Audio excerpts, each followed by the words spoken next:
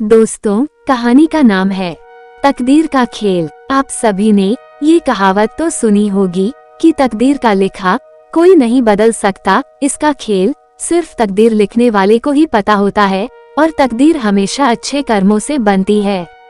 ऐसी ही दो भाइयों की कहानी यहाँ बताई जा रही है, जिसमें दोनों की तकदीर ने ऐसा खेल खेला कि दोनों की दुनिया ही उलट गई। बात बहुत पुरानी है। गुजरात के सूरत शहर में मनसुख लाल नाम के एक व्यापारी थे। इनका कीमती रत्न का कारोबार था। इनका कारोबार दुनिया के कई देशों में फैला हुआ था।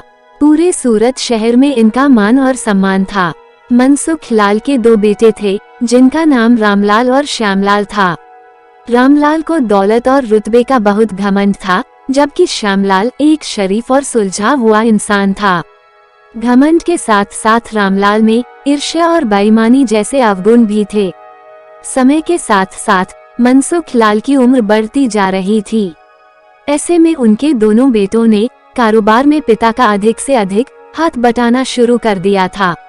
कुछ समय के पश्चात मनसुख लाल चल बसे और कारोबार का पूरा भार रामलाल और श्यामलाल के कंधों पर आ गया। बड़ा भाई होने के नाते रामलाल ने व्यापारिक फैसलों में अपनी मर्जी चलानी शुरू कर दी। रामलाल बेईमानी और मक्कारी भरे फैसले लेने लगा।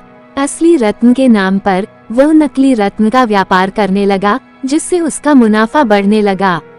इस मुनाफे से उसका बाकी बचा चरित्र भी काला हो गया।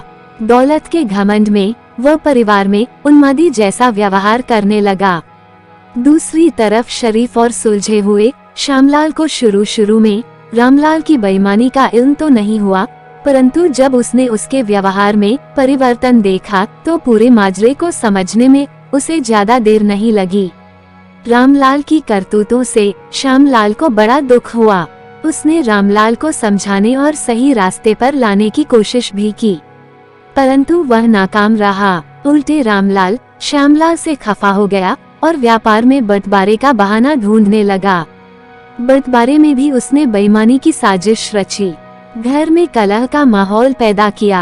अंततः रामलाल अपनी साजिश में सफल रहा और श्यामलाल के हिस्से के व्यापार पर भी वो कब्जा कर बैठा। रामलाल के व्यवहार से दुखी होकर श्यामलाल ने शहर में दूसरी जगह अपना ठिकाना बनाया और रत्न के अपने व्यापार को नए सिरे से शुरू किया। ईमानदारी की नींव पर शुरू हुआ श्यामलाल का व्यापार जल्दी ही चल निकला। एक तरफ जहां श्यामलाल की ख्याति देश और विदेश में बढ़ने लगी, वहीं दूसरी तरफ रामलाल की करतूतों की पोल खुलने लगी थी। नकली रत्न के व्यापार के कारण रत्न बाजार में रामलाल की साख को जोरदार धक्का लगा और उसके व्यापार का दायरा सिमटने लगा। अंततः नौबत यहाँ तक आ गई कि बाहर क्या, अपने शहर का भी कोई व्यापारी रामलाल का नाम लेने से भी तौबा करने लगा। अब तो नौबत यहाँ तक आ गई कि रामलाल को धन के अभाव में अपना घर, दुकान और सामान तक बेचना पड़ रहा था। जल्दी ही रामलाल के हाथ से सब कुछ निकल गया और वह परिवार सहित सड़क पर आ गया।